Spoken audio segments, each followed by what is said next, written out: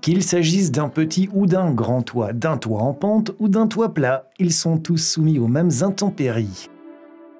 Il est donc important de les entretenir correctement et si vous avez des dégâts, il existe des solutions spécifiques pour votre type de toit.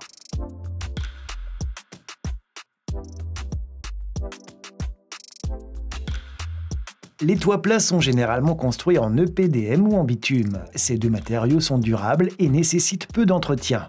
La chose la plus importante consiste à enlever de temps en temps la saleté et la mousse. Mais vous remarquez des dégâts, comme des fissures ou des cloques. Vous pouvez les réparer à l'aide de kits spéciaux. Et ces produits peuvent s'utiliser sur de nombreux substrats, mais nous examinons rapidement l'application sur les matériaux de couverture les plus courants, le bitume ou le roofing. Et déjà, vous pouvez rapidement colmater les petites fissures à l'aide d'un spray de réparation. Il suffit de vaporiser abondamment ce produit sur l'endroit endommagé pour le rendre à nouveau imperméable. Une autre façon de réparer les fissures consiste à utiliser un mastic en caoutchouc. Vous pouvez l'utiliser pour étanchéifier les joints de votre toit. Remplissez alors abondamment le joint et appuyez jusqu'à ce que le produit d'étanchéité ressorte du joint afin de garantir une étanchéité totale. Et si vous remarquez vraiment une cloque, il faudra travailler davantage en profondeur et vous pourrez utiliser une pâte de réparation. Pour ce faire, nettoyez d'abord votre toit. À l'aide d'un couteau bien aiguisé, coupez la cloque en croix. Dépliez les coins et nettoyez la surface. Veillez à ce que tout soit bien sec. Ajoutez une pâte de réparation de toiture. Graissez bien la surface ainsi que le dessous de votre roofing. Remettez les coins en place et pressez le tout fermement. Sur cette croix découpée, appliquez de la pâte. Renforcez la couture à l'aide d'une bande de renfort et appliquez à nouveau une bonne couche de produit par-dessus. L'important, c'est qu'il soit suffisamment sec pour appliquer le produit. Si ce n'est pas le cas, optez pour une solution alternative. En effet, il existe des pâtes de réparation spéciales que vous pouvez appliquer sur votre toiture endommagée lorsque la surface est encore trop humide ou même par temps de pluie. Il se peut également que l'ensemble de votre roofing ait besoin d'être rafraîchi. Et pour ce faire, il existe des revêtements spéciaux que vous appliquez sur toute la surface du toit. Il existe différents types de revêtements, chacun ayant ses propres propriétés. En cas d'intempéries légères, vous pouvez opter pour un revêtement de rénovation de toiture. Pour l'appliquer, il faut d'abord nettoyer et sécher toute la surface de votre toit. Appliquez ensuite un apprêt sur l'ensemble de la toiture. Celui-ci sèche rapidement et assure une adhérence optimale. Appliquez une couche de votre revêtement. Commencez par les bords en relief et les détails. Puis appliquez le produit sur l'ensemble du toit à l'aide d'un pinceau.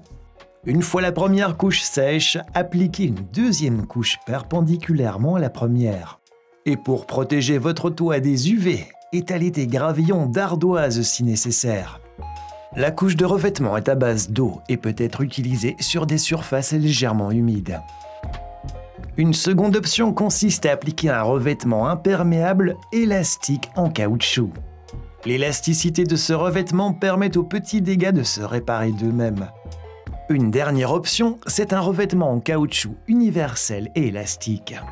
Il s'agit d'un revêtement de couleur gris clair, ce qui vous permet de réfléchir les UV et d'obtenir un toit beaucoup plus frais.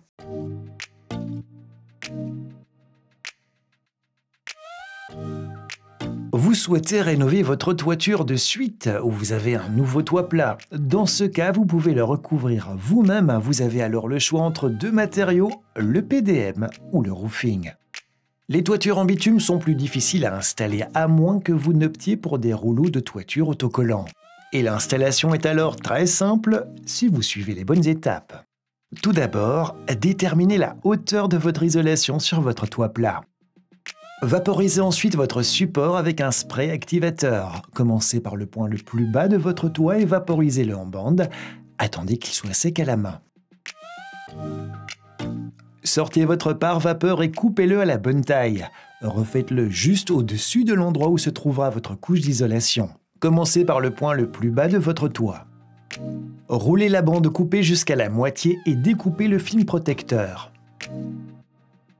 Roulez le pare-vapeur en place tout en détachant le film. Pressez bien les coins et le bord surélevé à l'aide d'un rouleau presseur. Enroulez ensuite l'autre côté, coupez le film et mettez votre pare-vapeur en place. Retirez le film protecteur de votre bande de chevauchement.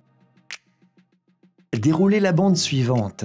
Retirez à nouveau le film et posez-le en place en le positionnant bien droit sur la bande de chevauchement autocollante. Travaillez l'ensemble de votre toit de cette manière. Collez une autre bande de rouleau de toit sur les deux montants non couverts. Et pour ce faire, marquez une bande de chevauchement d'au moins 15 cm et appliquez-y un spray activateur. Coupez ensuite quelques morceaux de pare-vapeur sur mesure. Retirez à moitié le film du côté adhésif, attachez-le à votre bord surélevé et pressez fermement. Retirez ensuite le reste du film et collez solidement votre pare-vapeur.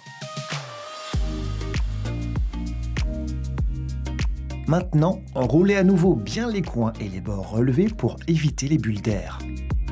Placez tous les panneaux isolants sur votre toit.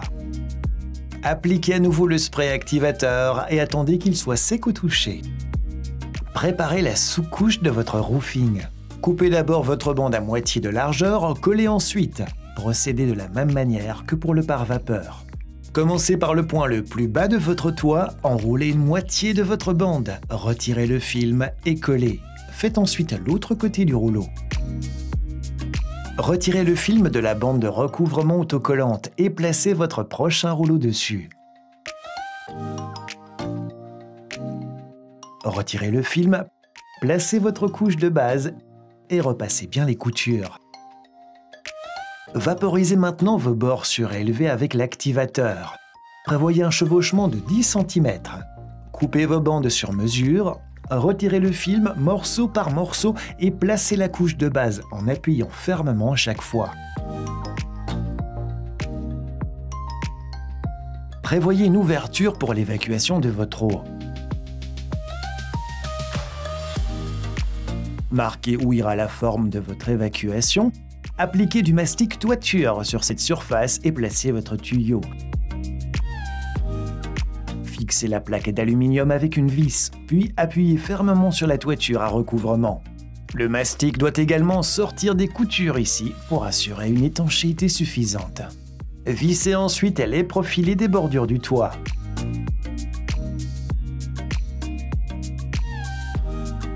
Appliquez à nouveau un spray activateur sur toute la surface du toit et attendez qu'il soit sec au toucher. Placez ensuite votre roofing. Faites-le exactement de la même manière que votre abri avec cette différence. Appliquez un peu de mastic toiture sur chaque joint pour le rendre imperméable de manière optimale. Roulez à nouveau les coutures jusqu'à ce que le produit sorte de la couture. Retirez tous les éléments détachés et vaporisez votre bord surélevé avec un spray activateur. Découpez le coin de la couche adhésive pour une étanchéité optimale. Appliquez du mastic sur toutes les coutures, y compris celles auto-adhésives, pour tout imperméabiliser. Appliquez ce silicone sur vos bordures de toit. Découpez l'ouverture de votre évacuation d'eau de pluie et rendez-la étanche avec votre mastic. En plus du roofing, le PDM est un excellent choix pour votre toiture. C'est un matériau recyclable avec une durée de vie d'environ 50 ans. L'installation est assez simple, mais il est préférable de la réaliser à deux. Vous commandez une membrane de PDM sur mesure pour votre toit afin qu'elles se confondent autant que possible ensemble. Rassemblez tout ce dont vous avez besoin avant de commencer. Dépliez la membrane sur votre toit et laissez reposer un moment. Ensuite, pliez le film à mi-hauteur de votre toit.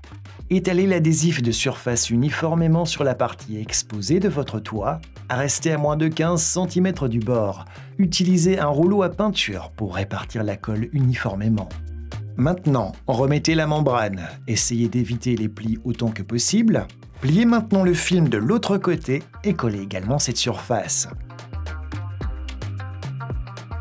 Placez soigneusement le film en place. Utilisez un adhésif de bordure et de la colle dans votre dernier morceau de toit et de votre membrane EPDM étape par étape. Et laissez sécher une dizaine de minutes jusqu'à ce que la colle soit sèche au toucher. Collez maintenant le film et appuyez fermement dans le coin avec un rouleau d'angle.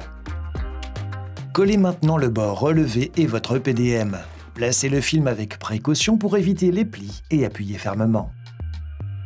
Fixez ensuite le film sur le bord supérieur de votre toit de la même manière. Encore une fois, essayez d'éviter les plis. Pliez bien les coins et roulez-les bien. Lorsque le PDM doit se chevaucher, utilisez le recouvrement Flexifoil. Indiquez votre couture sur la couche inférieure, ôtez la couche qui se chevauche, tracez une ligne à 2 cm de la couture, tracez une deuxième ligne à 10 cm de la première. Placez ensuite du caoutchouc EPDM entre les lignes tracées et sur le film qui se chevauche. Scellez également le joint à l'aide de Flexifoil, détail et joint. Mettez le tout en place et appuyez fermement. Le mastic doit ressortir du joint pour assurer l'étanchéité. Réalisez maintenant vos ouvertures pour les pénétrations du toit. Choisissez l'évacuation adaptée, mettez-la en place, indiquez où elle sera située. Dotez le toit et la transition d'un recouvrement Flexifoil. Restez à 2 cm du bord afin de pouvoir également y placer du Flexifoil, détail et joint. Insérez l'évacuation et appuyez sur le tout jusqu'à ce que l'enduit ressorte du joint. Retirez l'excédent de mastic. Coupez le PDM sur les bords, fixez ensuite à l'avant-toit au toit avec des vis. Il faut prévoir du Flexifoil, détail et joint pour bien sceller les joints. Grâce à ces informations, vous êtes déjà devenu beaucoup plus avisé sur la toiture des toits plats et leur entretien. Et dans une prochaine émission, nous en apprendrons davantage sur les toits en pente, les gouttières associées et leur entretien.